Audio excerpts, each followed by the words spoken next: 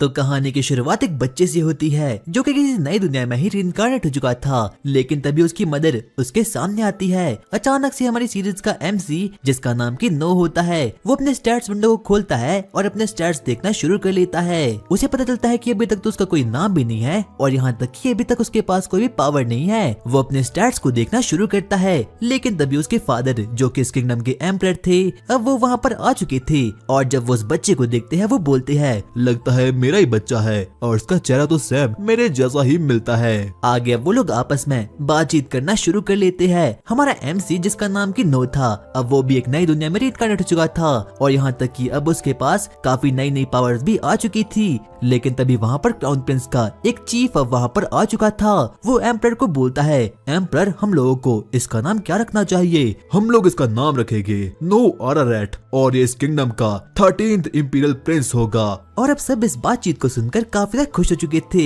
इतने में ही नो अपने स्टैट्स को वापस से खोलता है। उसे पता चलता है कि अब उसका नेम चेंज हो चुका है और अब वो नो 13th इंपीरियल प्रिंस बन चुका है। इस वर्ल्ड में जितने भी प्रिंस होते हैं, दरअसल उन लोगों को इंपीरियल प्रिंस कहा जाता है। हम देखते हैं एम्परर को, जो कि अपने चीफ को बोलता है, चीफ, मुझे ये बताओ कि आखिरकार मेरे बेटे के पास कौन सी पावर है? हम देखते हैं कि चीफ नो को बैप्टाइज करना शुरू कर लेता है। वो उस पर मैजिकल स्पेल मारता है, जिससे कि अब उसकी पूरी की पूरे स्टैट्स और बाकी चीजें अब बाकी लोगों के सामने आ चुके थे। सभी लोगों को पता चलता है कि उसका वाटर लेवल का मैजिक डबल एस रैंक का है। और जब सभी लोग इस बात को सुनते हैं तो वो लोग काफी ज्यादा शॉक्ड हो चुके थे।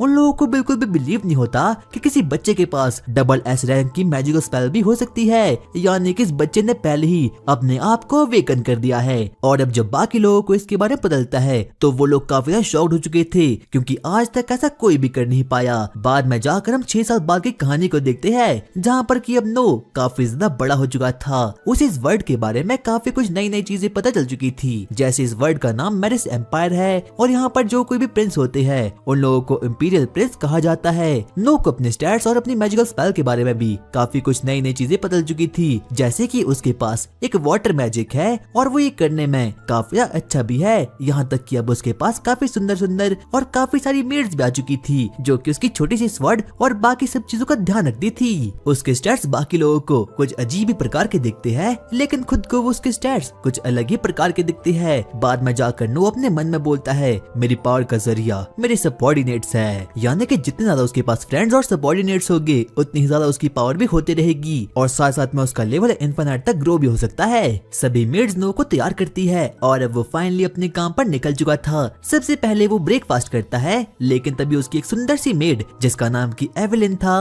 वो वहाँ पर आती है और नो को भी ये मेड काफी ज्यादा पसंद होती है। वो उसे बोलती है, नो प्रिंस, दरअसल आपको 4th प्रिंस बुला रहे हैं। और अब जब नो को इस बारे में पता चलता है तो वो सीधा ही उसे मिलने के लिए वहाँ पर निकल चुका था, क्योंकि वो कोई और नहीं बल्कि उसका ही भाई था। हम नो को देखते हैं, वो आगे बढ़ता है, जो कि अपने बड़े भाई एल्बर्ट से मिलता है और वो इस किंगडम का 2nd प्रिंस था। और वहीं साइड में हेनरी भी था, जो कि इस वर्ल्ड का 4th प्रिंस था। एल्बर्ट नो को बोलता है, मेरे भाई, हमारे पास तुम्हारे लिए कुछ गिफ्ट है। और अचानक से पूरा का पूरा रूम डार्क माना से घिर चुका था। यहाँ तक कि नो भी इस चीज को देखकर थोड़ा बहुत घबरा चुका था। वहाँ पर एक सर्वेंट आता है, जिसके हाथ में की एक अजीब सा ताबूत था। वो जैसे तैसे करके उस ताबूत को नीचे रख लेता है और जैसे ही नो उस चीज को देखता है वो काफी शॉक्ड हो चुका था, क्योंकि वो चीज कोई नॉर्मल चीज नहीं थी बल्कि कोई डिमोनिक चीज थी। यहाँ तक कि उसका माना प्रेजेंस ही काफी ज्यादा खतरनाक था। आगे अब वो लोग आपस में बातचीत करना शुरू करते हैं और वो चीज कुछ और नहीं बल्कि एक अजीब सी स्वॉर्ड थी। नो उस चीज को अप्रेज करने का ट्राई करता है, लेकिन ऐसा कुछ भी हो नहीं पाता।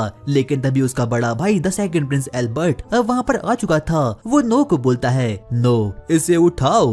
और नो अपने बड़े भाई के ऑर्डर को मना नहीं कर पाता, इसलिए उसे ना चाहते हुए भी उस स्वॉर्ड को उठाना ही पड़ता है। और जब वो स्वॉर्ड को उठाता है तो वो काफी ज्यादा भारी थी। यहाँ तक कि हेनरी उसे बोलता है, ये कोई नॉर्मल स्वॉर्ड नहीं है बल्कि एक डिमोनिक स्वॉर्ड है, क्योंकि इसे मास्टर करने में ही तकरीबन 120 लोगों ने अपनी जान को गवा लिया था। यहाँ तक कि नो भी उसे बिल्कुल भी कंट्रोल नहीं कर पाता, क्योंकि उसका माना प्रेजेंस और बाकी चीजें काफी ज्यादा खतरनाक थी। लेकिन तभी हेनरी और एल्बर्ट उसे बोलते हैं, इससे अच्छे से मास्टर करना, क्योंकि ये इस किंगडम की इकलौती सबसे पावरफुल मैजिक स्वॉर्ड है और जो कि सिर्फ और सिर्फ वाटर के लिए बनी है। और अब इतना इतना कहने के बाद अब वो लोग वहाँ से निकल जाते हैं। और रात के समय जब नो वापस से सोने के लिए जा रहा था, लेकिन तभी वो अपनी सर्वेंट जोई से पूछता है, जोई आखिरकार तुम्हें क्या हो गया, तुम मुझे कुछ उदास लग रही हो। लेकिन जोई उसे कुछ भी नहीं बताती। वो लोग आपस में बातचीत करना शुरू करते हैं। नो के लाख कहने पर अब जोई उसे अपनी पूरी की पूरी बातचीत बताना शुरू कर देती है। वो उसे बोलती है, प्रिंस दरअसल जहाँ पर मैं रहती थी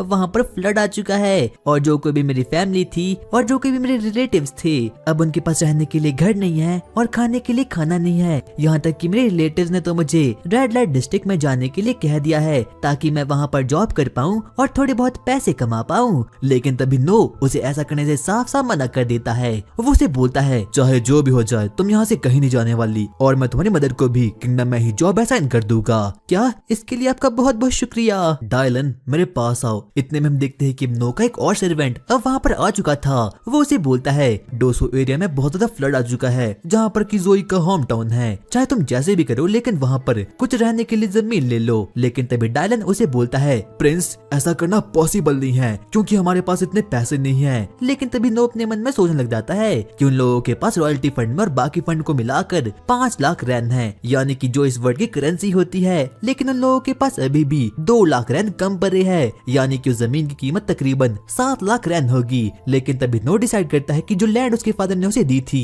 वो उसे बेच खाएगा और उसे आराम से 2 लाख रैन तो कमा ही लेगा, और लास्ट में जाकर वो डोसो एरिया को बाय कर लेगा। और अब सभी के सभी लोग इस बात को मान चुके थे। प्रिंस आपका बहुत बहुत शुक्रिया। और अब अगले दिन सुबह होते ही वो लोग डोसो एरिया निकलने के लिए एकदम रेडी हो चुके थे। लेकिन तभी अब हेनरी भी वहाँ पर आ चुका था। नो उसके पास जल्दी जल्दी दौड़ते दौड़ते वहाँ पर जाता है। सॉरी बड़े भाई, मुझे माफ करना, मैंने आपको देखा नहीं। क्या तुम कहीं जा रहे हो? हाँ, हम लोग डोसो विलेज में जा रहे हैं क्योंकि वहाँ पर फ्लड आ चुका है और मैंने वहाँ पर कुछ लैंड को बाय कर दिया है। वाओ, ये तो काफी कमाल की बात है। नो जरा मेरे पीछे आना, मुझे तुमसे कुछ बातचीत करनी है। आगे हम नो और हेनरी को देखते हैं जो कि आपस में बातचीत करना शुरू करते हैं। हेनरी नो से बातचीत करना शुरू करता है। नो से बोलता है, क्या आप मुझसे उसी स्वॉर्ड के बारे में बातचीत करने के लिए आए हो? हाँ, मैं उसी के लिए आया हूँ। जैसा कि एल्बर्ट ने कहा, वो स्वॉर्ड काफी ज्यादा सस्पिशियस है क्योंकि उस स्वॉर्ड के पास अपनी इच्छा है। क्या अपनी इच्छा? इसका मतलब क्या हो सकता है? यानी कि वो स्वॉर्ड काफी ज्यादा खतरनाक है और बेहतर यही होगा कि तुम उसे यहीं पर रखो क्योंकि वो स्वॉर्ड काफी ज्यादा खतरनाक है। और अब कहीं ना कहीं नो को पता चुका था कि वो स्वॉर्ड काफी खतरनाक है, और यहाँ तक कि उसके पास अपनी ही फ्री विल है, यानी कि वो किसी की भी बात को नहीं मानती जब तक कि वो उसे अपना मास्टर ना मान ले। ठीक है बड़े भाई, जैसा आप कहोगे मैं वैसा ही करूंगा। आगे हम नो को देखते हैं जो कि अपनी सबऑर्डिनेट के साथ अब फाइनली डोसो विलेज में निकल चुका था। वो लोग अब फाइनली डोसो विलेज तक पहुंच चुके थे, जहाँ पर कि वो लोग देखते हैं कि डोसो विलेज तो पूरी तरीके से बर्बाद हो चुका है। वहाँ पर हर एक घर और हर एक बाकी चीज एकदम खत्म हो चुकी थी। इतने में ही नो डायलन को बोलता है, डायलन तुम कहीं और जाओ और गवर्नमेंट का काम करो, तब तक हम लोग इस लैंड को इंस्पेक्ट करते हैं। वो लोग अपने भेष को बदलकर डोसो विलेज में जाते हैं, जहाँ पर कि वो लोग देखना शुरू कर देते हैं कि आखिरकार इस विलेज की हालत क्या है और क्या इस जगह पर कुछ खाने के लिए बचा भी है या फिर नहीं। नो को पता चलता है कि यहाँ की पूरी हार्वेस्टिंग और बाकी की फार्मिंग एकदम खत्म हो चुकी है और यहाँ के लोगों के पास अब कुछ भी खाने के लिए नहीं बचा। लेकिन तभी अचानक से दूर कहीं से एक अजीब सी आवाज आनी शुरू हो चुकी थी और जो कोई भी वहाँ के लोग होते हैं वो जल्दी से वहाँ पर निकल जाते हैं। बाद में जाकर उन लोगों को पता चलता है कि यहीं का एक लोकल गवर्नमेंट ऑफिशियल लॉर्ड गेरिल उन लोगों को खाने के लिए दे रहा है ताकि वो यहाँ पर कुछ तो अजीब अजीब सी चीजें पका सके। सबसे पहले नो उस बनाए गए खाने की एक बाइट लेता है और वो बोलता है, आखिरकार ये क्या है? ये तो काफी घटिया सा है। जोई उसे बोलती है, प्रिंस क्या आप ठीक तो हो ना? लेकिन तब जाकर नो को पता चलता है कि ये खान तो जानवर से भी ज्यादा बदतर है क्योंकि इसमें कोई भी टेस्ट नहीं है और यहाँ तक कि इस चीज में कुछ भी न्यूट्रिशन, विटामिन और बाकी चीज कुछ भी नहीं है। लेकिन तभी पीछे से एक बुढ़ाऊ बोलता है, हम काफी ज्यादा लकी है, कम से कम लॉर्ड गेरिल हमें कुछ खाने के लिए दे रहे हैं क्योंकि ये एम्पायर की ओर से खाना है। इतने में हम देखते हैं कि अब खुद लॉर्ड गेरिल अब वहाँ पर आ चुका था और जब नो से देखता है तो उसे बिल्कुल भी अच्छा नहीं लगता। लॉर्ड गेरिल आगे बढ़ता है और वो उस खाने को देखता है और वो बोलता है, ये तो काफी अच्छा है, सिर्फ और सिर्फ उन लोगों के लिए क्योंकि लोगों का जीना मरना एक बराबर है। और नो को इस बात को सुनकर काफी गुस्सा आ चुका था, इसीलिए वो सीधा ही लॉर्ड गेरिल के पास जाता है और उससे बात करना शुरू कर लेता है। लॉर्ड गेरिल, मुझे लगता है कि तुमने लोगों को पैसे देकर यहाँ पर बुलवाया है। हैं बच्चे, तुम काफी छोटे हो लेकिन तुम्हारी जुबान काफी बड़ी चलती है, क्यों ना मैं तुम्हें खत्म कर लूं। वो लोग आपस में बातचीत करना शुरू करते हैं, लेकिन तभी नो गेरिल को बोलता है कि ये सब कुछ उसने जानबूझकर किया है। यहाँ तक कि गेरिल उससे बोलता है, बच्चे क्या तुझे पता नहीं कि इन चीजों को अफोर्ड करने में भी काफी ज्यादा पैसा लगता है? क्या आखिरकार जो तुम क्या बोल रहे हो, ये सब कुछ हमारा एम्पायर इन लोगों को दे रहा है और बदले में तुम उन लोगों से पैसे खा रहे हो।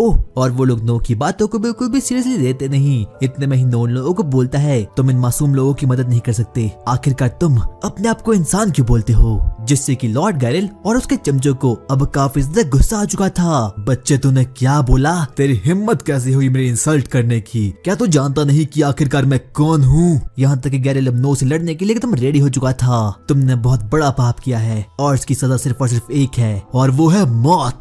और इतने में ही नो गेरिल पर अटैक कर देता है। लेकिन तभी हम देखते हैं कि पीछे से वहाँ पर वही स्वॉर्ड जिसका नाम की लेवाइथन था, अब वो वहाँ पर आ चुकी थी। वो लोग आपस में बैटल करना शुरू करते हैं। सबसे पहले नो उस स्वॉर्ड को अपनाता है, लेकिन वो स्वॉर्ड काफी ज्यादा पावरफुल थी, इसीलिए वो नो को अपना मास्टर बनाने के लिए एकदम इनकार कर देती है। लेकिन नो फिर भी नहीं रुकता, वो एक बार वापस से उसे मास्टर करने की कोशिश करता है, लेकिन वो स्वॉर्ड फिर भी नहीं मानती क्योंकि लेवाइथन की पावर काफी ज्यादा स्ट्रॉन्ग थी। यहाँ तक कि नो भी उस चीज को बिल्कुल भी रोक नहीं पाता। लगता है ये स्वॉर्ड मुझसे भी काफी ज्यादा स्ट्रॉन्ग है, लेकिन मैं अभी भी हार नहीं मानने वाला। लेवाइथन, तुम सिर्फ और सिर्फ मेरी हो। और नो कैसे तो करके उस स्वॉर्ड को फाइनली पकड़ लेता है। वो अपने मन में बोलता है, मैं एक नोबल हूँ, लेवाइथन प्लीज मेरी मदद करो। और वो एक ही स्लैश में ग्रेविल को खत्म कर देता है। और जब बाकी लोग इस चीज को देखते हैं तो वो लोग काफी ज्यादा शॉक्ड हो चुके थे। उन लोगों को बिल्कुल भी विश्वास नहीं होता कि एक टिंगू सा बच्चा इतना कुछ भी कर सकता है। इसीलिए बाकी के लोग नो को मारने के लिए एकदम रेडी हो चुके थे। लेकिन तभी नो लोगों पर लेवाइथन की पावर को एक्टिवेट कर देता है और वहाँ पर एक बहुत बड़ा वाटर का ब्लास्ट हो चुका था। और जब बाकी के लोग इस चीज को देखते हैं तो वो लोग काफी ज्यादा शॉक्ड हो चुके थे, क्योंकि वहाँ पर एक बहुत बड़ा गड्ढा समन हो चुका था और ये कुछ और नहीं बल्कि लेवाइथन की पावर थी। यहाँ तक कि नो भी उसकी इस पावर को देखकर काफी ज्यादा शॉक्ड हो चुका था। क्या इस स्वॉर्ड में इतनी पावर भी हो सकती है? लेकिन तभी वहाँ पर नाइट कैप्टन रोवेन अब वहाँ पर दौड़ते दौड़ते अब वहाँ पर आ चुका था और अब उसे पता चल चुका था कि लॉर्ड ग्रेविल को किसी ने मार दिया था। और जब वो नो को देखता है तो वो काफी ज्यादा शॉक्ड हो चुका था। वो उसे बोलता है, 13 प्रिंस, मुझे माफ करना, मुझे पता नहीं था कि आप यहाँ पर आ रहे हो। क्या आप मुझे जानते हो? हाँ, मैं आपको जानता हूँ। मैं रोवेन ग्रीन हूँ और मैं आपके ही भाई हेनरी के घर में काम करता हूँ। और जब बाकी लोगों को इस बारे में पता चलता है कि वो टिंगू सा बच्चा कोई और नहीं बल्कि 13 प्रिंस है, तो वो उसे रिस्पेक्ट देने के लिए नीचे बैठ जाते हैं। लेकिन तभी नो लोगों को बोलता है, अब से फूड डिस्ट्रीब्यूशन का काम हम संभालने वाले हैं। और जिससे कि सभी के सभी लोग अब काफी ज्यादा खुश हो चुके थे। इसका मतलब हम लोगों को अच्छा खाना खाने को मिलेगा। और इस इंसिडेंट के बाद नो अपने फादर से मिलने के लिए एम्परर हॉल में जाता है। नो, मैरिस एम्पायर के 13 इंपीरियल प्रिंस, मैंने तुम्हारी रिपोर्ट पढ़ी और मैंने सुना कि तुमने मेरी दी गई लैंड को बेच दिया। हाँ, आपने जो कुछ सुना वो सही सुना। क्या तुम मुझे बता सकते हो आखिरकार ऐसा क्यों है? डोरोसेरिया, जहाँ से की मेरी एक मेड है, उसे हाल फिलहाल में ही फ्लड का सामना करना पड़ा, इसीलिए मैंने उस जगह को खरीदने के लिए आपकी दी गई लैंड को बेच दिया क्योंकि मेरे पास ज्यादा पैसे नहीं थे। ये चीज तुमने काफी अच्छी की और यहाँ तक कि तुमने उस विलेज में वाटर मैजिक स्वॉर्ड को भी मास्टर किया। हाँ, मैंने ऐसा ही किया। इसके बाद वो लोग नो के न्यू स्टैट्स को देखते हैं, जहाँ पर उन लोगों को पता चलता है कि अब उसका water magic level SSS rank का हो चुका है। यहाँ तक कि जिस चीज को देखकर अब वो लोग काफी ज्यादा शॉक्ड हो चुके थे। इतने में किंग नो को बोलता है, नो, मैं चाहता हूँ कि तुम इसी प्रकार से अपने टैलेंट से मेरी मदद करते रहो। हाँ, मैं बिल्कुल करूँगा।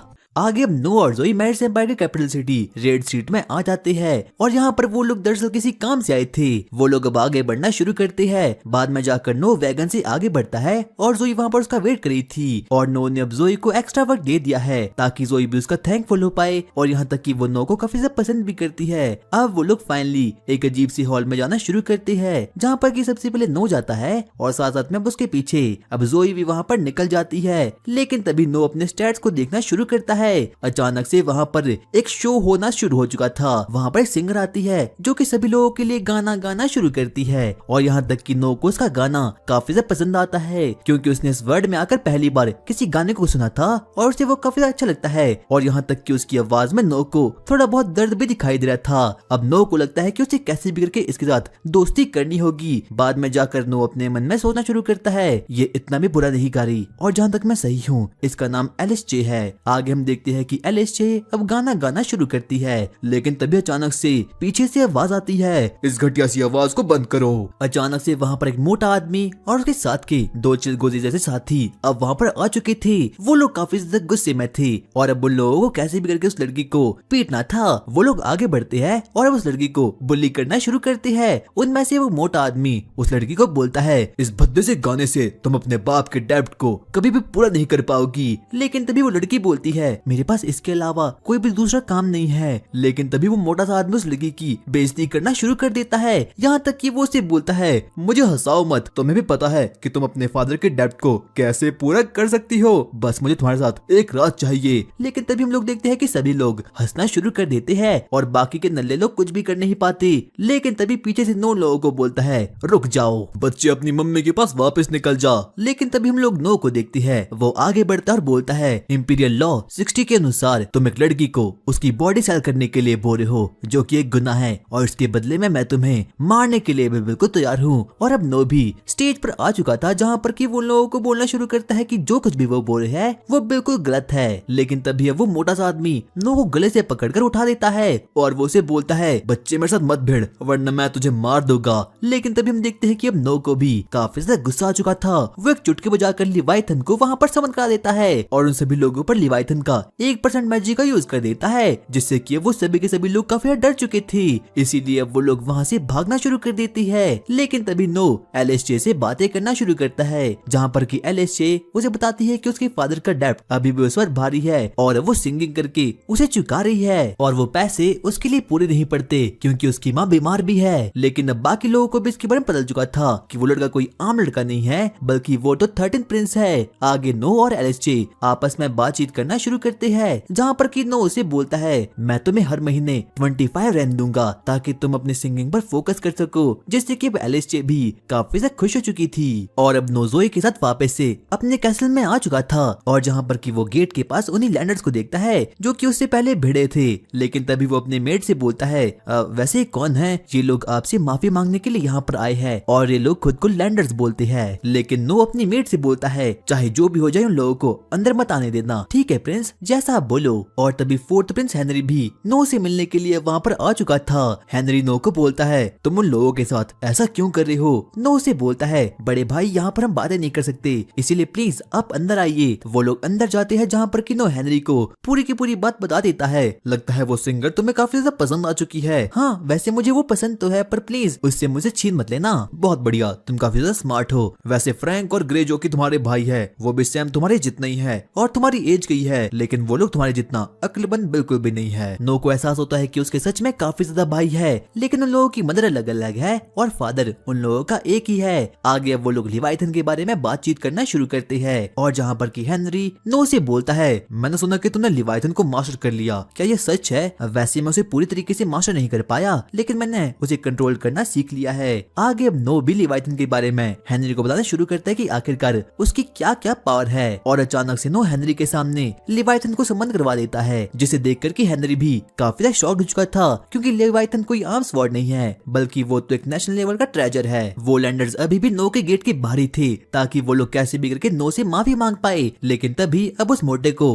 काफी ज्यादा गुस्सा आ चुका था। वो जोर से बोलना शुरू करता है, अब चाहे कुछ भी हो जाए मैं उस पिद्दी से बच्चे को मसल के रख लूंगा। लेकिन तभी नो को उसकी आवाज आ चुकी थी। अचानक से नो उस पर लिवाइथन की एक एबिलिटी का यूज कर देता है और वो मोटा सीधा ही बेहोश हो चुका था। और यहाँ तक कि हेनरी भी लिवाइथन की पावर को देखकर काफी ज्यादा शॉक्ड हो चुका था। उसे बिल्कुल भी विश्वास नहीं होता कि नो जैसे छोटे से बच्चे ने लिवाइथन को मास्टर कर लिया है। आगे अब नो रात के समय रेड स्ट्रीट में जाता है और जहाँ पर कि उसकी मुलाकात रेडॉक से होती है। प्रिंस, आप आ चुके हो, मैं आपका ही इंतजार कर रहा था। आगे वो नो को अपने साथ ले जाना शुरू करता है और सभी के सभी लोग प्रिंस की आने की खुशी में उसे रिस्पेक्ट देना शुरू करते हैं। लेकिन तभी उनमें से एक आदमी बोलता है, लगता है ये वही 13 प्रिंस है। लेकिन तभी रेडॉक नो को बोलता है, मास्टर आखिरकार ये स्वॉर्ड कैसी है? नो उसे बताता है कि ये क्राउन प्रिंस की तरफ से उसे गिफ्ट मिला था और इसे वो लोग लिवाइथन के नाम से बोलते हैं। क्या लिवाइथन? वो तो एक नेशनल लेवल का ट्रेजर है। और सभी के सभी लोग लिवाइथन के नाम को सुनकर ही काफी शॉक्ड हो चुके थे,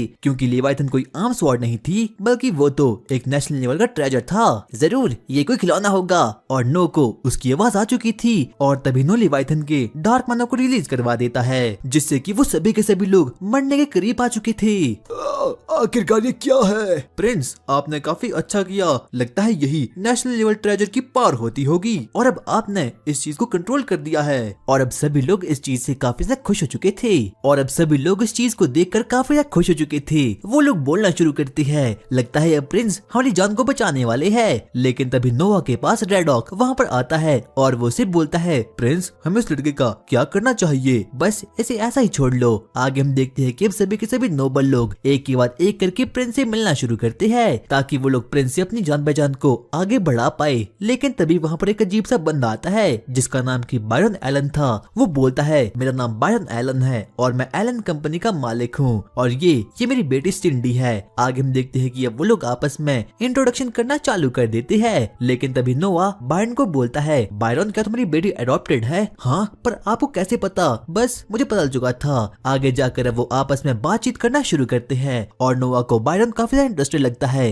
इतने में नोआ उसे बोलता है, तो क्या तुमने इस लड़की को किसी स्लेव से परचेज किया था? हाँ सर, मैंने ऐसा ही किया था। आगे अब वो नोआ को अपनी पूरी की पूरी डिटेल बताना शुरू करता है। लेकिन तभी नोआ उसे बोलता है, ये तो सचमुच काफी ज्यादा इंटरेस्टेड है। मैं आपको इनवाइट करता हूँ, आप मेरे कैसल लाना और वहाँ पर हम लोग बातें करेंगे। और जब बायरन को इस बात का पता चलता है तो वो सच में ही काफी ज्यादा शॉक्ड हो चुका था और काफी ज्यादा एक्साइटमेंट में भी आ चुका था। और इतना कहने के बाद वो पार्टी से निकल जाता है क्योंकि अगर वो ज्यादा देर तक यहाँ पर रहता तो सभी के सभी लोग उसके दुश्मन बन जाते। और तभी रेड हॉक उसे पूछता है, मास्टर आपको कैसे पता चला कि वो लड़की अडॉप्टेड है? लेकिन तभी हम देखते हैं कि नोआ लिवाइथन पे थोड़ा हाथ मारता है जिसके कारण से कि वो लड़की अब काफी ज्यादा एग्रेसिव मोड में आ चुकी थी। नोआ उसे बोलता है, जब मैंने पहले लिवाइथन की पावर को एक्टिवेट किया तो उस लड़की ने खुद से पहले बायरन को सेव करने की कोशिश की। इसका मतलब कि वो कोई नॉर्मल लड़की नहीं थी, जिससे कि मुझे पूरी की पूरी बात का पता चल गया। मास्टर, आप तो काफी स्मार्ट हो। आगे अब नोआ कोबाल्ट स्ट्रीट में बस यूं ही घूम रहा था। लेकिन तभी उसकी मुलाकात अचानक से 8th Prince the Oscar art से होती है। वो लोग आपस में बातचीत करना शुरू करते हैं। यहाँ तक कि ऑस्कर नोआ को यहाँ पर देखकर काफी ज्यादा एक्साइटमेंट में आ चुका था। उसे बिल्कुल भी विश्वास नहीं होता कि कोबाल्ट स्ट्रीट में उसका छोटा भाई क्या कर रहा है। इसीलिए वो उसे ऑफर देता है, क्या तुम मेरे साथ ट्रेजर हंटिंग करने के लिए आना चाहोगे? और नोआ भी इस ऑफर को नहीं ठुकरा पाता और अब आगे वो लोग कोबाल्ट स्ट्रीट में ही ट्रेजर हंटिंग करने के लिए आगे बढ़ना शुरू करते हैं, जहाँ पर कि वो डिफरेंट शॉप में देखते हैं ताकि उन लोगों को कुछ तो अजीब सा ट्रेजर मिल पाए। वो लोग डिफरेंट जगहों पर जाते हैं जहाँ पर कि उन लोगों को कुछ तो अजीब प्रकार की चीजें मिलती है। लेकिन तभी ऑस्कर नोआ के पास आता है और वो उसे बोलता है, लगता है आज हमें कुछ भी मिलने नहीं वाला। लेकिन तभी हम नोआ को देखते हैं और वो एक शॉप से एक बुक को परचेज कर लेता है और जैसे ही ऑस्कर उस चीज को देखता है तो वो काफी ज्यादा हैरान हो चुका था। क्या कहीं सच में वो तो नहीं? ये एंड्रिया का ग्रेमोर है जो कि एक लेजेंडरी सोर्सर थी। इसकी सही कीमत तकरीबन 1000 रैन होगी और नोआ ने तो उसे परचेज करने के लिए सिर्फ और सिर्फ 3 रैन को बर्बाद किया था।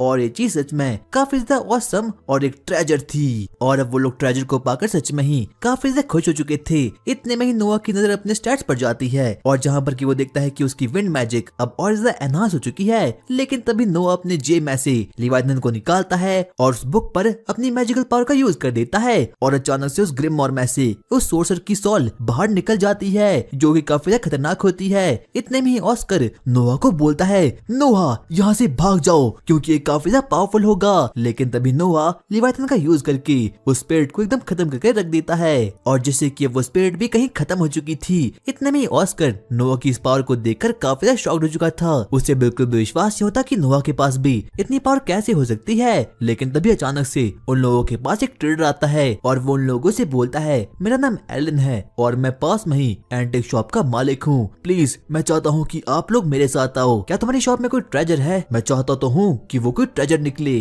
और इतना कहने के बाद अब नोआ और ऑस्कर उसकी शॉप की ओर आगे बढ़ना शुरू करने लगते हैं और जहाँ पर कि वो शॉप ओनर उन लोगों को एक अजीब सी रेड ड्रिंक को दिखाता है। वो उन लोगों को बताता है कि ये एक अजीब सा ट्रेजर है लेकिन आज तक कोई भी आदमी इसकी एक्चुअल फॉर्म को उनके सामने समन नहीं कर पाया। तो इसीलिए वो ट्रेडर उन दोनों प्रिंस को इस चीज को ट्राई करने के लिए बोलते हैं। ऑस्कर नोआ को बोलता है, नोआ तुम्हें इसे ट्राई करना होगा। और अब नोआ भी अपने बड़े भाई के कहने पर उस रिंग को लगा देता है और तभी अचानक से वो रिंग उसकी बॉडी में से चिपक चुकी थी। उस रिंग में से वॉइस आना शुरू हो चुकी थी, level confirmed, rarity triple S, new honour मिल गया। अचानक से हम देखते हैं कि वो रेड रिंग एक आर्मर में कन्वर्ट हो चुकी थी और सभी के सभी लोग इस चीज को देखकर काफी ज्यादा शॉक्ड हो चुके थे क्योंकि यही चीज उस रिंग की ट्रू फॉर्म थी। नोआ अपने स्टैट्स को देखता है लेकिन उसमें उसे कुछ भी डिफरेंस नहीं लगता। इसके कितने पैसे हुए? कोई बात नहीं नोआ इसके पैसे मैं इसे दे दूंगा, समझ लो ये चीज मेरी तरफ से तुम्हारे लिए गिफ्ट है। और अब नोआ जोई से मिलने के लिए कोबाल्ट स्ट्रीट में वापस आ चुका था, लेकिन तभी वो मोटू सा आदमी वापस से नोआ पर अटैक कर देता है। लेकिन तभी नोआ अचानक से उस रिंग की एबिलिटी से ऑटोमेटिक आर्मर को समन कर देता है, जिससे कि अब बाकी लोग उस मोटे आदमी को अब फाइनली पीट कर रख देते हैं। और ऑस्कर तो इस चीज को देखकर काफी ज्यादा शॉक्ड हो चुका था और उसे पता चलता है कि नोआ ने अब इस आर्मर को भी फाइनली मास्टर्ड कर लिया है। और अब आगे नोआ राइट स्ट्रीट में जाता है, जहाँ पर कि वो देखता है कि वो सिंगर तो अभी भी सिंगिंग कर रही थी, लेकिन तभी वहाँ पर दो अजीब सी आदमी आते हैं और वो सिंगर के लिए एक दूसरे से लड़ना शुरू कर देते हैं। आज रात इस लड़की को मैं ले जाऊंगा, नहीं मैं ले जाऊंगा। लेकिन तभी वहाँ पर नोआ आता है और उन दोनों के बीच एक शील्ड को समन करके और लिवाइथन की एबिलिटी का यूज करके अब उन दोनों को वहाँ से भगा देता है। क्या तुम यहाँ के ऑनर हो? हाँ मैं ही हूँ। अगली बार से ऐसे आदमियों को अंदर मत घुसने देना। लेकिन सर ऐसी आदमियों से ही हमारा बिजनेस चलता है। अच्छा तो सॉरी, मुझे इसके लिए माफ करना। मैं तुम्हारे पूरे के पूरे बिजनेस को खरीदना चाहता हूँ और बदले में मैं तुम्हें दूंगा पूरे के पूरे 1000 रैन। और अब जब बाकी लोग इस चीज को सुनते हैं तो वो लोग सच में ही काफी ज्यादा शॉक्ड हो चुके थे। प्रिंस मुझे समझ नहीं आता कि आखिरकार मैं वापस से आपको कैसे रिपे करोगी। बस तो मेरे लिए सिर्फ गाते रहना। आपको मेरी सिंगिंग इतनी ज्यादा पसंद है? हाँ मुझे है। तो और अब नोआ की सभी के सभी मेड्स उसे तैयार कर देती है। वो उसे बताती है कि आज की सुबह उसकी एक मीटिंग होने वाली है। अब हम लोग नोआ को देखते हैं और अब वो फाइनली मीटिंग अटेंड करने के लिए अब एक रूम में निकल चुका था, जहाँ पर कि वो एक आदमी से मिलता है। इस आदमी का नाम डैन होता है और एक किंगडम ऑफ हॉल जॉय का गवर्नर होता है, जो कि नो के रीजन के ही अंडर आता है। और अब वो उसे बातचीत करना शुरू कर देता है। और दरअसल डैन इस वक्त पर काफी मुसीबतों में पड़ चुका है। वो नोआ से बातचीत करना शुरू करता है और वो उसे बोलता है, मास्टर नो मुझे आपकी हेल्प चाहिए। वो उसे बताता है कि उसका किंगडम ऑफ हॉल जॉय में कुछ समय पहले ही फ्लड आया था, जिससे कि हर एक चीज और हर एक बिल्डिंग वहाँ पर डिस्ट्रॉय हो रखी थी। नो उसे बोलता है हम लोग इस बारे में बातचीत करते हैं। और दरअसल जो किंगडम ऑफ हॉल जॉय था वो नो के टेरिटरी के अंदर ही आता था, इसीलिए वो डिसाइड करता है कि वो कैसे भी करके अब उसकी हेल्प करके रहेगा। और तभी डैन उसे बोलता है 13 प्रिंस नो, शायद से आपको याद नहीं होगा पर हम लोग 18 महीने पहले मिले थे जब मुझे किंगडम ऑफ हॉल जॉय का गवर्नर बनाया गया था। ठीक है मैं आपकी परेशानियों को तो समझ चुका हूँ, लेकिन आप मुझसे क्या चाहते हो? हम लोगों को अपने किंगडम हॉल जॉय को बनाने के लिए इंपीरियल एम्परर की ओर से कोई भी फंड्स नहीं मिल रहे। उन लोगों का कहना ये है कि हम लोगों के पास अब टैक्स भरने के लिए कोई भी पैसे नहीं बचे, इसीलिए इसके बदले में अब वो लोग हमें कोई भी फंड नहीं दे सकते। जिस चीज को सुनकर नो सच में ही काफी ज्यादा शॉक्ड हो चुका था, क्योंकि इंपीरियल के लोगों ने और बाकी लोगों ने तो पहले ही हॉल जॉय को काफी कुछ पैसे दे दिए थे और साथ साथ में उन लोगों को फंड्स भी दे दिया था। अब नो इस बात को सुनकर काफी गुस्से में आ चुका था। वो उसे बोलता है आखिरकार ऐसा कैसे हो सकता है, क्योंकि इंपीरियल की ओर से तो आपके विलेज के लिए पहले ही फंड्स जारी हो चुके हैं। हाँ सर इसके बारे में मुझे पता है, लेकिन होम मिनिस्टर इस चीज को एक्सेप्ट नहीं करे। और अब नो को सच में ही काफी गुस्सा आ चुका था, इसीलिए वो सीधा ही होम मिनिस्टर से मिलने के लिए, जिसका नाम की मैवरिक था, उसके मेंशन में पहुंच जाता है। और जहाँ पर कि वो मोटू भद्दा आदमी लंच कर रहा था, अब वहाँ पर नो भी आ चुका था और अब वो उसे बातचीत करना शुरू करता है। लेकिन तभी नोआ उसकी बॉडी लैंग्वेज को देखकर उसे पहले ही बोल देता है, प्लीज आप मुझसे ऐसे बातें मत करना जैसे कि मैं एक बच्चा हूँ, वरना बहुत बुरा हो सकता है। मैवरिक अब थोड़ा बहुत घबरा चुका था, उसे बिल्कुल भी समझना था कि आखिरकार ये बच्चा है तो है कौन। आगे अब हम लोग मैवरिक को देखते हैं और अब वो नोआ से बातचीत करना शुरू करता है। वो उसे बोलता है, अरे नहीं नहीं, हम लोग किंगडम ऑफ हॉल जॉय को फंड्स नहीं दे सकते, क्योंकि अब इन लोगों के पास टैक्स भरने के लिए कोई भी पैसा नहीं है और ना ही तो अब इन लोगों के विलेज से हमें कुछ फूड मिलता है। आप ऐसा कैसे बोल सकते हो, क्योंकि इनके विलेज पर हाल फिलहाल में ही फ्लड का सामना करना पड़ रहा है और अब उन लोगों के पास कोई भी पैसा नहीं बचा, इसलिए इंपीरियल कैपिटल ने उन लोगों के विलेज के लिए कुछ पैसा दे दिया था। और अब मैवरिक भी इस बारे में समझ चुका था कि इस बच्चे को सब कुछ मालूम है, इसीलिए वो अलग अलग बहाने बनाना शुरू करता है। अरे हाँ हाँ सच में मुझे याद आया, इंपीरियल कैपिटल की ओर से तो उन लोगों को फंड्स आ रखे थे, लेकिन तभी एम्परर ने मुझसे कहा कि उन लोगों को एक नया कैसल बनवाना है जहाँ पर कि एम्परर रह सके, इसीलिए उसकी लग्जरी को मेंटेन करने के लिए और उस कैसल को बनाने के लिए हम उन फंड्स का यूज कर रहे हैं। और अब नोआ को पता चल चुका था कि जो ये होम मिनिस्टर है ये सच में ही काफी झूठ झूठ बोल रहा है। यहाँ तक कि अब डैन की सभी उम्मीदें एकदम खत्म हो चुकी थी, क्योंकि मैवरिक ने इस काम में एम्परर के नाम को इंक्लूड किया था और अब उसे पता चल चुका था कि नोआ भी इस चीज को रिजेक्ट नहीं कर सकता। लेकिन तभी हम लोग नोआ को देखते हैं, वो वापस से उसी मोटे बंदे को बोलता है, आप जो कुछ भी कह रहे हो वो एकदम झूठ है। हमारे किंगडम के लोग काफी मजबूरी में है और इस दौरान किंग बिल्कुल भी नहीं चाहेंगे कि कोई उनके लिए लिए एक कैसल बिल्ड करे। वो मोटा अब नोआ की बात को सुनकर सच में ही काफी शॉक्ड हो चुका था और अब उसे पता चुका था कि जो नोआ है वो कोई आम छोटा बच्चा नहीं है, बल्कि उसके पास तो सच में ही काफी दिमाग भी है। यहाँ तक कि अब वो मोटा सच में ही काफी डर चुका था। वो सीधा ही नोआ के पास जाता है और उसे माफी मांगता है। वो उसे बोलता है मुझे माफ करना, जैसा आप कहोगे मैं वैसा करने के लिए तैयार हूँ। और तभी डैन भी अब नोआ की इस काबिलियत को देखकर सच में ही काफी शॉक्ड हो चुका था।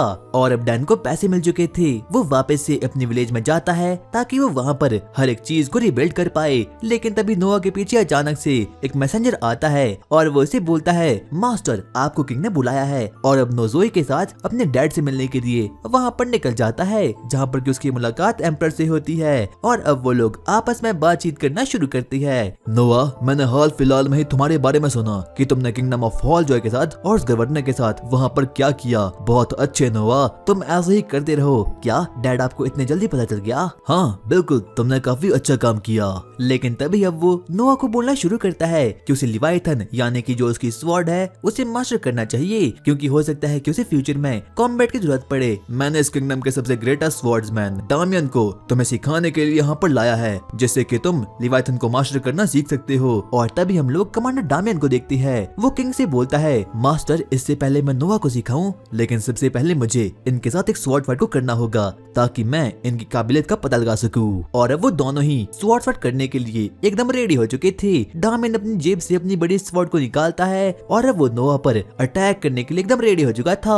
और अब इतने में ही नोआ को भी रियलाइज होता है कि लिवाइथन तो काफी से एक्साइटमेंट में आ चुकी थी। वो डामियन पर एक अटैक करता है जिससे कि अब डामियन की स्वॉर्ड नीचे गिर चुकी थी। अब डामियन हार मान जाता है। वो किंग को बोलता है किंग मुझे माफ करना, मैं मास्टर नोआ को कुछ भी सिखा नहीं सकता क्योंकि ये ऑलरेडी मुझसे काफी ज्यादा बेहतर है। और जब किंग इस बात को सुनता है तो वो काफी ज्यादा खुश हो चुका था। और तभी किंग भी अब नोआ को बोलता है नोआ, मैं चाहता हूँ कि तुम किंगडम में आने वाले नाइट सिलेक्शन एग्जाम के हेड जज बन जाओ। और अब नोआ भी इस चीज को सुनकर सच में ही काफी खुश हो चुका था, क्योंकि अब नाइट सिलेक्शन एग्जाम में जो कोई भी नाइट सिलेक्ट होगा उसे नोआ का बॉडीगार्ड बनना होगा। और अब नोआ के पास तो एक स्किल होती है, उसके पास जितने ज्यादा एलाइज होंगे उतनी ही ज्यादा उसकी पावर भी होती रहेगी। लेकिन तभी वो अपने फादर को बोलता है फादर मैं चाहता हूँ कि मैं सिर्फ और सिर्फ किसी एक जगह के नाइट एग्जाम का हेड जज बन जाऊं, ताकि मैं हर एक नाइट को डीपली अप्रेज कर पाऊं। ठीक है, तुम जैसा चाहो वैसा ही होगा। और अब नोआ वापस से अपने घर में जाता है, जहाँ पर कि वो जोई को नाइट सिलेक्शन एग्जाम के बारे में बताना शुरू करता है। जोई, क्या तुम्हारे विलेज में से कोई नाइट आने वाला है? हाँ आने वाला है। कितने आने वाले हैं? सिर्फ एक, क्योंकि हमारा विलेज एक ही नाइट को अफोर्ड कर पाता है। जिस चीज को सुनकर अब नोआ काफी सीरियस हो चुका था। वो जल्दी से अपने बटलर डायलन को वहाँ पर बुलाता है। वो उसे बोलता है डायलन, मैं चाहता हूँ कि जो कोई भी नाइट बाहर की कंट्री से हमारे किंगडम में आए तुम उनकी प्रोटेक्शन करो और साथ साथ में उन लोगों का पूरा ख्याल रखो। मुझे बिल्कुल फर्क नहीं पड़ता चाहे तुम्हारे इसमें कितने भी पैसे लग जाए। ठीक है मास्टर, आप जैसा चाहो वैसा ही होगा। और अब इतने में ही एलन भी नोआ के पास आ जाता है ताकि वो एक बिजनेस डील को वहाँ पर ब्रेक कर सके।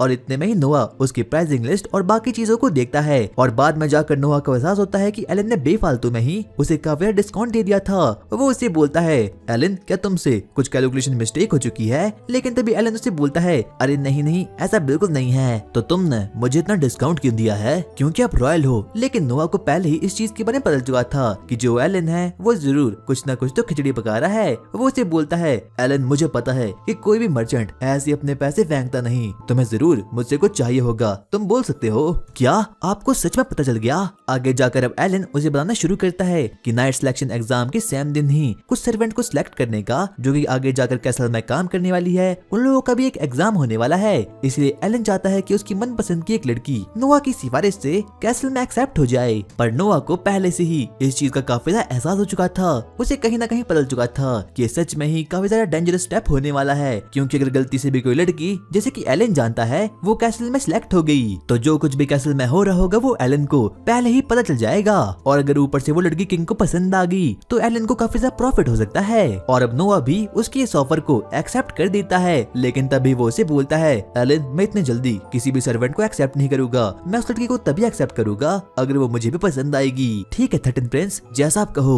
लेकिन एलन, अगर तुमने मुझे धोखा दिया तो ये चीज तुम्हारे लिए बिल्कुल भी ठीक नहीं होगी। और अब इतना कहने के बाद नोआ वापस से अपने घर जाने के लिए एकदम रेडी हो चुका था। लेकिन तभी वो अपने स्टैट्स विंडो को देखता है। वो देखता है कि अब उसके काफी एट्रीब्यूट इंक्रीज हो चुकी है। लेकिन तभी वो देखता है कि उसकी एक स्किल, जिसका नाम की वाटर मैजिक था, वो थोड़ी बहुत डाउन हो चुकी है। और वो डबल एस से सिर्फ और सिर्फ एस रैंक की हो चुकी है, जिससे कि अब उसे एहसास हो चुका था कि जरूर किंगडम में कुछ न कुछ गलत चल रहा है। वो जोई को जल्दी से वापस किंगडम में जाने के लिए बोलता है। वो लोग जल्द से जल्द अब वहाँ पर आ चुके थे।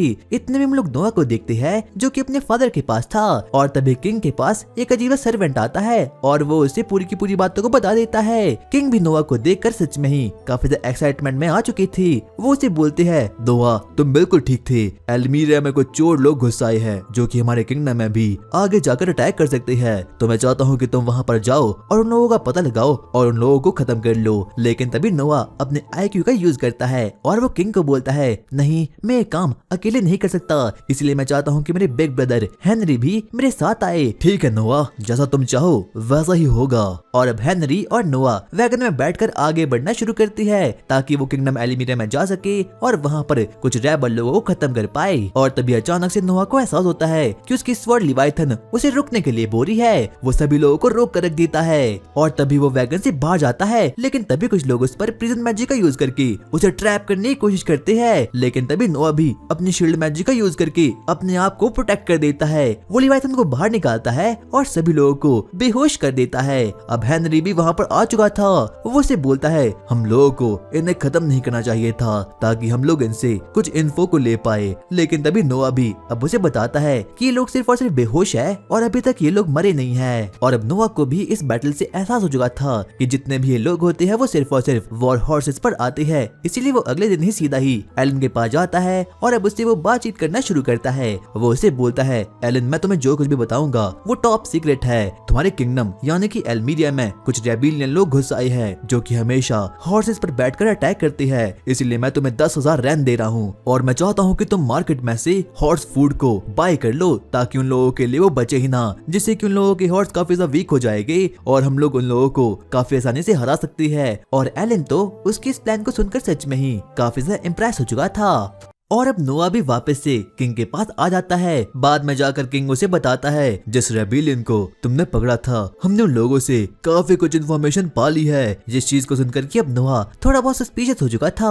वो अपने फादर को बोलता है, क्या उन लोगों ने इतनी इजीली इन्फॉर्मेशन दे दी, क्या पता वो लोग झूठ भी बोल सकते हैं। इतने में हम लोग किंग को देखते हैं। वो नोआ से बोलता है, नहीं ऐसा नहीं हो सकता क्योंकि हम लोगों ने उनको टॉर्चर किया था। जिस चीज को सुनकर कि अब नोआ भी काफी ज्यादा ही शॉक्ड हो चुका था। उन रेबिलियन का सिर्फ और सिर्फ एक ही मकसद था कि उन लोगों को क्राउन प्रिंस यानी कि 13th प्रिंस नोआ को किडनैप करके किंग से बार्गेनिंग करनी थी। लेकिन अब वो लोग इस चीज में बिल्कुल भी सफल नहीं हो पाते क्योंकि नोआ ने उन लोगों को पहले ही खत्म कर दिया था। आगे हम किंग को देखते हैं और अब वो नोआ की वापस से तारीफ करना शुरू कर देता है। वो उसे बोलता है, नोआ जो ऑर्डर तुमने एलन को दिया था वो काफी अच्छा था, यानी कि हॉर्स फूड को चोरी करने का। और जब नोआ अपने फादर से इस चीज को सुनता है तो वो सच में ही काफी शॉक्ड हो चुका था क्योंकि उसने हाल फिलहाल में ही इस ऑर्डर को दिया था और उसे बिल्कुल भी विश्वास नहीं होता कि किंग तक उसका ऑर्डर इतने जल्दी पहुंच चुका है। और यहाँ तक कि उसने क्राउन प्रिंस यानी कि एल्बर्ट को भी पूछा था कि आखिरकार रेबल लोगों को रोकने के लिए उन लोगों को क्या करना चाहिए। और एल्बर्ट का मानना था कि उन लोगों को रेबल लोगों के खाने को ही डिस्ट्रॉय करना चाहिए और उन लोगों के सभी खाने को बाय करना था। लेकिन वो लोग इस बातों को बिल्कुल भी नहीं मानते क्योंकि अगर वो लोग गलती से भी इस चीज को कर लेते तो वो नॉर्मल रेबिलियन लोग नॉर्मल ह्यूमंस पर अटैक कर देते, जिससे कि उस विलेज में दंगे हो जाते। और अब इसी चीज को लेकर किंग नोआ से काफी ज्यादा खुश था। वो उसे बोलता है, नोआ मैं तुम्हें गिफ्ट दूंगा और मैं तुम्हारी क्रेस्ट पर एक नई स्वॉर्ड लगा लूंगा। और एक किंगडम तो सच में ही वॉरियर्स का होता है और अगर किसी की भी क्रेस्ट पर स्वॉर्ड लगाई जाती है तो ये काफी ज्यादा रिस्पेक्ट की बात होती है। और अब नोआ भी अपने आप पर काफी ऑनर महसूस करता है। धीरे धीरे करके अब नोआ सच में ही काफी ज्यादा स्ट्रॉन्ग बन चुका था। वो अपने मन में सोचता है, मुझे इस किंगडम का सबसे खतरनाक प्रिंस बनना होगा। और वो वापस से एलन के साथ मिलने के लिए जाता है जहाँ पर कि एलन भी अब उसे पूरी की पूरी इंफॉर्मेशन को दे देता है कि आखिरकार वहाँ पर हो क्या रहा है। एल्मीरिया में सभी के सभी रेबिलियन लोग काफी ज्यादा दंगे कर रहे हैं और साथ साथ में वो सभी लोगों को मार भी रही है, जिस चीज को देखकर नोआ और किंगडम के बाकी लोग काफी ज्यादा डिप्रेशन में आ चुके थे। और तभी एलन भी नोआ को पूरी की पूरी इंफॉर्मेशन को दे देता है। वो उसे बताता है कि उसने हॉर्स की हर एक फूड को और बाकी चीजों को उन लोगों से खरीद लिया है। लेकिन तभी वो नोआ को बोलता है, प्रिंस मुझे पता है आप काफी ज्यादा स्ट्रॉन्ग हो, लेकिन रेबिलियन का कमांडर जिसका नाम भी करवुन है आपको उससे बच कर रहना होगा क्योंकि उसके पास कर्स्ड मैजिक भी है। वो लोग आपस में बातें कर रहे थे, लेकिन तभी पीछे से अब वहाँ पर नो की सर्वेंट वहाँ पर आ चुकी थी। मास्टर, आपसे मिलने के लिए एक सोल्जर गेट पर आ रखा है। और उस सोल्जर से मिलने के लिए अब नो भी वहाँ पर निकल जाता है। वो सोल्जर को देखता है जिसकी हालत बिल्कुल भी ठीक नहीं थी। इतने में हम उस सोल्जर को देखते हैं और अब वो नो को एलमारिया में होने वाले दंगे के बारे में और एबिलियन के बारे में हर एक इन्फॉर्मेशन को दे देता है, जिस चीज को सुनकर कि नो काफी ज्यादा परेशान हो चुका था। तभी वो अपने सर्वेंट को बोलता है, इस सोल्जर को रिवॉर्ड के तौर पर 1000 रैन दे दो। लेकिन प्रिंस, आपको तो इन्फॉर्मेशन के बारे में पहले ही पता था, आखिरकार आपने उसे रिवॉर्ड क्यों दिया? बाद में जाकर नो उसे बताता है कि सोल्जर ने अपनी जान पर खेलकर उस इन्फॉर्मेशन को दिया था और अब इसीलिए नो को लगता है कि वो सोल्जर पर काफी ज्यादा ट्रस्ट कर सकता है। नो डिसाइड कर देता है कि वो किसी भी हालत में रेबेलियन को खत्म कर देगा और साथ साथ में उन लोगों के लीडर यानी कि करफन को भी। लेकिन तभी हम लोग नो की सर्वेंट को देखते हैं और अब वो नो के कहने पर सोल्जर पर हीलिंग मैजिक का यूज कर देती है। अब नो वापस से अपने कमरे में जाता है, लेकिन तभी उसके पास वहाँ पर रोते रोते जोई अब वहाँ पर आ चुकी थी। वो उसके हाथों में 500 रैन को दे देती है और एक अजीब सी शीशी को भी। वो उसे बोलती है, प्लीज मुझे माफ कर दीजिए। जोई, आखिरकार हुआ क्या? बाद में जाकर जोई उसे बताती है कि किसी एनोनिमस मैन ने उसे 500 रैन दिए और साथ ही साथ में एक अजीब सा मैजिकल पोशन। उन लोगों ने उसे कहा था कि जोई को ये पोशन नो की चाय में मिलाना है ताकि वो बेहोश हो जाए और जिससे कि बाद में जाकर वो रेबल लोग नो को किडनैप भी कर सकते हैं। लेकिन तभी नो बोलता है, जोई तुमने काफी अच्छा काम किया, इसीलिए मैं तुम्हें रिवॉर्ड के तौर पर 5000 रैन देता हूँ। लेकिन मास्टर, मैं कैसे ले सकती हूँ? और अब वो जोई को ऑर्डर दे देता है। वो उसे बोलता है, जोई मेरे पास तुम्हारे लिए एक काम है, तुम्हें मेरी चाय में इस पोशन को मिला देना है और जैसे ही मैं सो जाऊं रूम से बाहर निकल जाना ताकि वो रेबल लोग तुम्हें नुकसान न पहुंचा पाए। और अब जोई भी इस बात को समझ चुकी थी। वो वैसा ही करती है जैसे कि नोआ ने उसे करने को कहा था। हम वापस से नोआ को देखती है जो कि एक वैगन में था। अचानक से अब उसकी आंख खुल जाती है, लेकिन तभी वो अपने पास लिवाइथन को भी देख लेता है क्योंकि उसने चोरी छिपे लिवाइथन को अपने पास रख लिया था। और इतने में ही नोआ लिवाइथन को बोलता है, लिवाइथन मुझे पास्ट की यादें दिखाओ। नो के कहने पर अब लिवाइथन भी उसे अपने पास्ट की मेमोरीज दिखाना शुरू करती है और अब हम लोग नोआ को देखते हैं और अब वो पूरी की पूरी पास्ट की मेमोरीज देख लेता है। अब उसे साफ साफ दिख जाता है कि आखिरकार वहाँ पर हुआ क्या था। नोआ ने जैसे ही उस पोशन वाली चाय को पिया, अचानक से वहाँ पर कुछ रेबल लोग वहाँ पर आ चुके थे और इतने में ही जोई भी रूम से बाहर निकल चुकी थी। और वहीं हम लोग रेबेलियन लोगों को देखती है। वो नोआ को लेकर जल्द से जल्द अपने लीडर तक पहुँचने वाले थे। वो आगे बढ़ना शुरू करती है और आराम करने के लिए वो लोग कैंप फायर को लगा देती है। लेकिन तभी अचानक से नोआ उनके पीछे आ चुका था। वो सभी के सभी रेबल लोग नोआ को पीछे देखकर काफी ज्यादा ही शॉक्ड हो चुके थे और अब उसे खत्म करने के लिए एकदम रेडी हो चुके थे। वो सभी लोग नोआ पर एक साथ ही अटैक कर देती है, लेकिन तभी नोआ भी लिवाइथन की पावर की हेल्प से उन लोगों को मारना शुरू कर देता है, जिससे कि वो 1 सेकंड में ही अब सभी के सभी लोगों को वहाँ पर खत्म कर देता है। लेकिन तभी वहाँ पर जोई भी अब रॉयल गार्ड्स को लेकर वहाँ पर आ चुकी थी, लेकिन नोआ ने तो पहले ही हर एक आदमी को वहाँ पर खत्म कर लिया था। और अब नो भी उन लोगों को ऑर्डर देता है, इन सभी लोगों को बंदी बना लो। और अब सभी के सभी गार्ड रेबल लोगों को उठाना शुरू कर देती है। लेकिन तभी उनमें से एक गार्ड जमीन पर पड़ी हुई एक स्वॉर्ड को उठा ही रहा था, लेकिन तभी नो को कुछ तो अजीब सा प्रेजेंस का फील हो चुका था। नो जल्दी से उस स्वॉर्ड के पास जाता है, जहाँ पर कि वो देखता है कि उस स्वॉर्ड पर तो कर्ज लगा हुआ है और उस कर्ज से काफी इंटेंस मियाज़मा आना शुरू हो चुका था। और अब नोआ को भी इस बात का एहसास हो चुका था कि ये काम जरूर उन लोगों के कमांडर यानी कि करफू ने किया होगा, इसीलिए वो अपनी स्वॉर्ड यानी कि लिवाइथन को बाहर निकालता है और अब वो उसे बोलता है, लिवाइथन क्या तुम इसके यूजर को ढूंढ सकती हो? और अब लिवाइथन भी उसे हाँ बोलती है। और अब यहाँ तक कि लिवाइथन तो मारने के लिए काफी ज्यादा एक्साइटमेंट में आ चुकी थी, लेकिन तभी हम लोग वापस से लिवाइथन की पावर को देखती है। वो उस कर्ज को फील कर देती है। अब लिवाइथन वापस से अपनी पावर का यूज कर देती है और वो कहीं दूर से करफन को ढूंढ लेती है और वो सीधा ही 1 सेकंड में ही अब करफन को पकड़कर उसे खत्म कर देता है। और यहाँ तक कि नोआ तो लिवाइथन की इस पावर को देखकर सच में ही काफी ज्यादा एक्साइटमेंट में आ चुका था और अब वो वापस से किंग के पास जाता है। और अब किंग को भी पता चुका था कि आखिरकार नोआ ने वहाँ पर रहकर क्या क्या था। वो उसे बोलता है, नोआ तुमने काफी कमाल की चीजें की है। और अब उन रेबल लोगों का लीडर एकदम खत्म हो चुका था, जिसे कि हेनरी वापस से एलमारिया में जाता है और जो कोई भी लोग दंगे कर रहे थे और विद्रोह कर रहे थे उन लोगों को पकड़कर बंदी बना लेता है। और अब हम लोग सभा में बैठे हुए किंग और बाकी लोगों को देखती है। वो लोग यहाँ पर डिसाइड करने वाले थे कि आखिरकार उन लोगों को उन रेबल लोगों के साथ जो कि विद्रोह कर रहे थे उन लोगों के साथ क्या करना चाहिए। लेकिन लेकिन तभी हम लोग किंग को देखते हैं। वो काफी ज्यादा गुस्से में आ चुका था, इसीलिए वो सभी लोगों को बोलता है मैंने डिसाइड किया है कि हम उन सभी लोगों को खत्म कर लेंगे।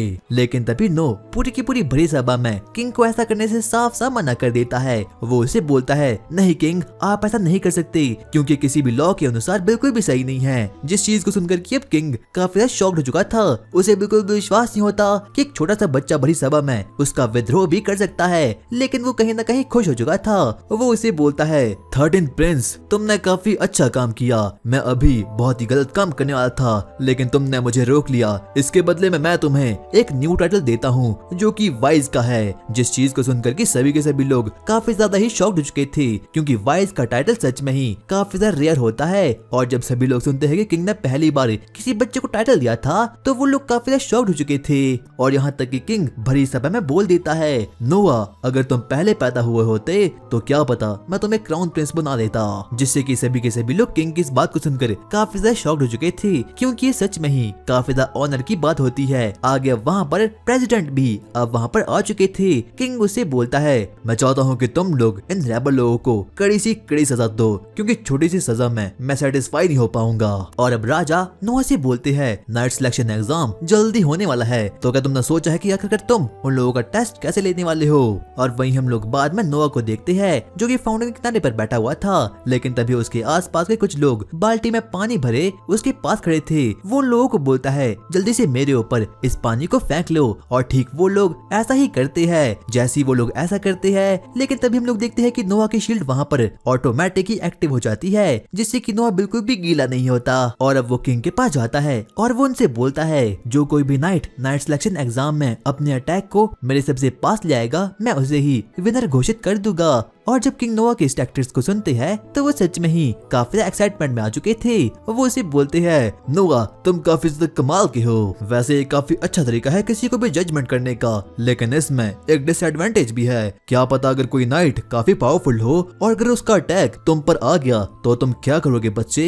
लेकिन तभी नोआ बोलता है आप इसकी फिक्र मत कीजिए, मैंने सब कुछ पहले से सोच के रखा है। लेकिन तभी हम लोग फर्स्ट प्राइम मिनिस्टर और किंग को देखते हैं। वो लोग अब एक तहखाने की ओर आगे बढ़ना शुरू करते हैं, जहाँ पर कुछ अजीब सी चीज रखी हुई थी। लेकिन तभी प्राइम मिनिस्टर किंग को बोलते हैं आपने नोआ से बोला था कि अगर तुम पहले पैदा होते तो तुम क्राउन प्रिंस हो सकते थे। आपको ऐसा नहीं लगता कि आपने थोड़ा बहुत गलत बोल दिया।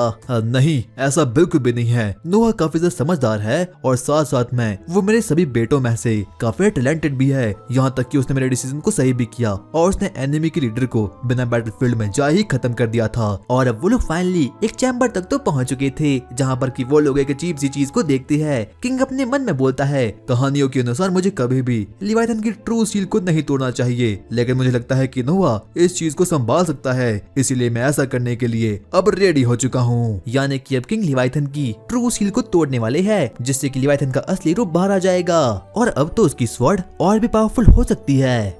और अब वो दिन फाइनली आ चुका था जिस दिन की मैरिस एम्पायर यानी कि वॉरियर के एम्पायर में नाइट सिलेक्शन एग्जाम शुरू हो चुका था। और यहाँ पर हर साल नाइट सिलेक्शन एग्जाम को कंडक्ट किया जाता है, क्योंकि ये वॉरियर का एम्पायर होता है। लेकिन तभी हम लोग बहुत से लोगों को देखते हैं, वो सभी लोग एक बैटलफील्ड में आ जाते हैं। और तभी वहाँ पर एक नाइट भी वहाँ पर आ चुका था, ताकि वो ये डिफाइन कर पाए कि क्या वो असली नाइट बनने के काबिल भी है या फिर नहीं। और इस बार के एग्जाम को खुद नोआ ही कंडक्ट करने वाला है और यहाँ तक कि उन लोगों को जज भी करने वाला है। अब वहाँ पर हम देखते हैं कि वहाँ पर एक बल्कि सा नाइट वहाँ पर आ चुका था। सभी लोग उसके लिए चीयर करना शुरू करते हैं। यहाँ तक कि आज वाले नाइट एग्जाम से सभी लोग काफी खुश थे। हम लोग नोआ को देखते हैं जो कि आराम से बैठकर चाय पी रहा था। और जो कोई भी आदमी या फिर जो कोई भी नाइट नोआ की शील्ड को तोड़ लेगा वो सीधा ही इस एग्जाम में पास हो जाएगा। वो आदमी अब आगे बढ़ता है और वो नोआ पर अटैक कर देता है। लेकिन तभी अचानक से लिवाइथन और उसकी रिंग अपने आप को एक्टिवेट कर देती है, जिससे कि वहाँ पर एक शील्ड समन हो चुकी थी और वो नाइट तो उसे बिल्कुल भी ब्रेक नहीं कर पाता।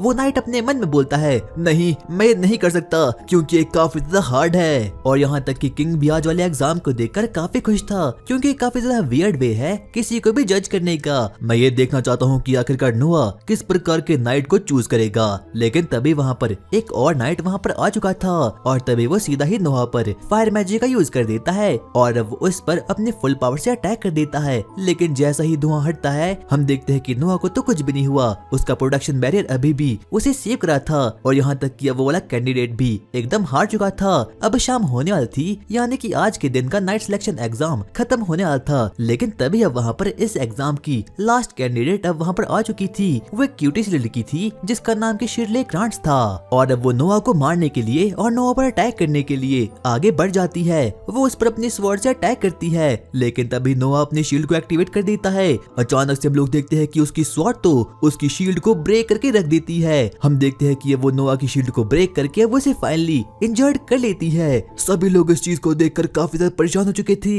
लेकिन तभी अब वहाँ पर बाकी के रॉयल गार्ड्स अब वहाँ पर आ चुके थे, जो कि उस लड़की को पकड़ लेते हैं और वो उसे बोलते हैं आखिरकार तुम्हारी जरूरत कैसी हुई कि तुमने छोटे प्रिंस को इंजर्ड करने की कोशिश की। और अब वो सभी के सभी लोग उस लड़की को पनिशमेंट देने के लिए एकदम रेडी हो चुके थे। लेकिन तभी नोआ वहाँ पर आता है और वो उन लोगों को बोलता है इस लड़की ने आज वाले एग्जाम को पास कर दिया है। और सभी लोग इस चीज को सुनकर सच में ही काफी ज्यादा परेशान हो चुके थे, यहाँ तक कि वो लड़की खुद भी इस चीज को देखकर काफी ज्यादा ही शॉक्ड हो चुकी थी। आगे अब हम लोग नोआ और उसी लड़की जिसका नाम की शिरले था उनको देखती है। वो लोग अब आपस में बातचीत करना शुरू करते हैं। नोआ उसे पूछता है आखिरकार तुम्हारा आर्मर तुम्हें कहाँ से मिला, जिस पर की वो लड़की जवाब देती है ये जनरेशनल है। और भाई इसके प्लॉट तो सच में ही काफी ज्यादा मस्त थे। और अब वो लड़की भी काफी दुखी हो चुकी थी, क्योंकि उसे लगा था कि नोआ उसे पनिशमेंट देने के लिए एकदम रेडी हो चुका है। लेकिन तभी नोआ उसे बोलता है देखो मैं तुम्हें एक ऑर्डर देता हूँ, तुम वापस से उसी अटैक को मेरे ऊपर वापस से अटैक करो। लेकिन तभी शिरले हिचकिचाते हुए बोलती है नहीं मैं ऐसा नहीं कर सकती। लेकिन तभी नोआ उसे बोलता है तुम एक नाइट हो और तुम्हारा काम है ऑर्डर्स को फॉलो करना। और अब शिरले के पास कोई भी अदर ऑप्शन नहीं था, वो अपनी स्वॉर्ड को वापस से उठा लेती है और अब वो वापस से नोआ पर उसी सैम अटैक को कर देती है। लेकिन इस बार नोआ थोड़ा बहुत सीरियस हो चुका था, वो अपनी शील्ड को समन कर देता है और इस बार तो शिरले उसकी शील्ड को बिल्कुल भी ब्रेक नहीं कर पाती। और अब वो लड़की सोच में पड़ चुकी थी आखिरकार ये क्या हुआ। नोआ उसे बताता है कि हर एक नाइट का काम होता है ऑर्डर को फॉलो करना, और एग्जाम के दौरान उसने अपनी शील्ड को जानबूझकर ब्रेक किया था, ना कि शिरले ने उसे हरा दिया था। और ऐसा इसीलिए था क्योंकि उसे शिरले काफी ज्यादा पसंद थी। और अब शिरले भी उसकी रिस्पेक्ट करना शुरू कर देती है। वो उसे बोलती है मास्टर मैं जीने से मरने तक सिर्फ और सिर्फ आपके ही साथ रहूंगी और आपके ही ऑर्डर को फॉलो करूंगी। नोआ अब अपने स्टैट्स को देखता है। बाद में जाकर उसे पता चलता है कि शिरले के फाइट के बाद अब उसके स्टैट्स भी सच में ही काफी ज्यादा ऊपर हो चुकी है और काफी ज्यादा इंक्रीज भी हो चुकी है। लेकिन तभी अब वहाँ पर जोई और एम्परर डॉक्टर अब वहाँ पर आ चुका था, ताकि वो नोआ की चोट को वापस से रिकवर कर पाए। लेकिन शिरले तो इस चीज को बड़ी ध्यान से देख रही थी, ऐसा मानो ऐसा लग रहा था जैसे कि उसने डॉक्टर को अपनी जिंदगी में पहली बार देखा हो। लेकिन तभी नोआ उसे बोलता है शिरले तुम इतने ध्यान से क्या देख रही हो। और बाद में जाकर वो उसे बताती है कि उसकी विलेज में कोई भी डॉक्टर नहीं होते। तो नोआ उसे बोलता है तो अगर तुम लोग इंजर्ड हो जाते हो तो तुम क्या करते हो। हम लोग सिर्फ और सिर्फ प्रे करते हैं और किन्हीं जड़ी बूटियों से अपने आप को हील करती है। तो नोआ उसे बोलता है मैं चाहता हूँ कि तुम अपने विलेज के इंटेलिजेंट लोगों और हार्ड वर्किंग लोगों को डॉक्टर के पास रख लो, ताकि वो उसे सीख पाए। जिस चीज को देख करके शिरले सच में ही काफी ज्यादा इमोशनल हो चुकी थी। उसे बिल्कुल भी विश्वास नहीं होता कि कोई प्रिंस इतना ज्यादा काइंड भी हो सकता है। अगली सुबह हम लोग शिरले को देखते हैं, वो जल्दी से अपने प्लॉट आर्मर को पहन लेती है और अब वो नोहा को सर्व करने के लिए एकदम रेडी हो चुकी थी। और भाई प्लीज यार उस तिल को देखना बंद कर दो। वो आगे बढ़ती है जहाँ पर कि उसकी मुलाकात जोई से होती है। वो थोड़े और आगे बढ़ना शुरू करती है जहाँ पर कि अब बाकी मेड भी उसे देख लेती है और अब वो सभी लोग शिरले के आने से सच में ही काफी खुश हो चुकी थी। लेकिन तभी शिरले उन लोगों को बोलती है आखिरकार आप लोग किस बारे में बात कर रहे हो। और वो सभी के सभी लोग इसी बारे में बात कर रहे थे कि आखिरकार फ्यूचर में जाकर नोआ की शादी किससे होने वाली है। लेकिन तभी शिरले उसे बोलती है लेकिन नोआ तो सिर्फ और 6 साल का है ना, पर इससे क्या फर्क पड़ता है क्योंकि उसकी स्वॉर्ड तो काफी बड़ी है ना। और यहाँ तक कि किंगडम की सभी मेड्स और किंगडम की सभी लड़कियों का नो पर काफी बड़ा वाला क्रश होता है। वो सभी के सभी लोग अब जोई को टीज करना शुरू करते हैं क्योंकि उसे भी नोआ काफी ज्यादा पसंद था। आगे अब हम शिरले को देखते हैं और अब वो फाइनली नोआ के पास आ जाता है। लेकिन तभी अब वहाँ पर नोआ से मिलने के लिए नाइट्स का कमांडर भी अब वहाँ पर आ चुका था।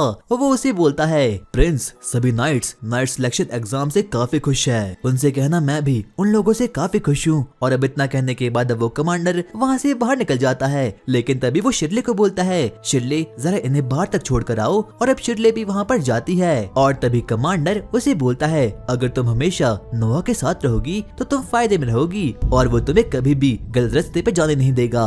आगे अब हम नोआ, जोई और बाकी लोगों को देखते हैं जो कि उसी सिंगर के कॉन्सर्ट में वहाँ पर आए हुए थे। वो सभी लोग आपस में एंजॉय करना शुरू करते हैं, लेकिन तभी हम लोग एलन और उसकी बेटी सिंडी को भी देखते हैं जो कि नोआ के पास आते हैं और वो लोग आपस में बातचीत करना शुरू करते हैं। लेकिन तभी नोआ उन लोगों को बताता है, एलन, इस पार्टी में काफी सारे मर्चेंट आए हैं, इसीलिए मैं चाहता हूँ कि तुम उन लोगों के साथ दोस्ती करो। हाँ मास्टर, जैसा आप कहो। और अब वो लोग वहाँ से निकल जाते हैं, लेकिन तभी अचानक से नोआ के पास अब जोई वहाँ पर आ चुकी थी और अब वो उसे एक अजीब सा लेटर को दे देती है, जिस चीज को देखकर कि नोआ, शिरले और जोई काफी ज्यादा घबरा चुके थे और अब उन लोगों को लग रहा था कि इस लेटर में जरूर कुछ ना कुछ तो सस्पिशियस चीज होने वाली है। लेकिन तभी लिवाइथन भी कुछ अजीब सा रिएक्ट करना शुरू कर देती है। बाद में जाकर अब नो फाइनली उस लेटर को खोल देता है और उसे पता चलता है कि लेटर तो उसी के सोल्जर ने दिया था। वो उसे बताता है कि अल्मारिया के रेबल्स वापस से हरकत में आ चुकी है और अब नोआ को भी इस बात का एहसास हो चुका था कि आखिरकार वो सोल्जर है कौन जिसने कि उसे इस सस्पिशियस लेटर को दिया था।